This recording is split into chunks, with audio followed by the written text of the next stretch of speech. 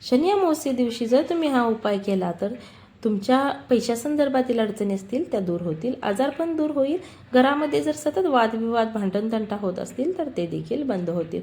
कोणता आहे तो उपाय सांगते ऐका.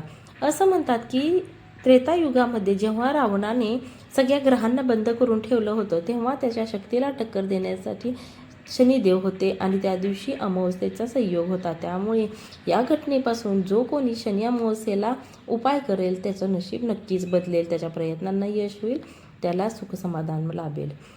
काय करायचं आहे?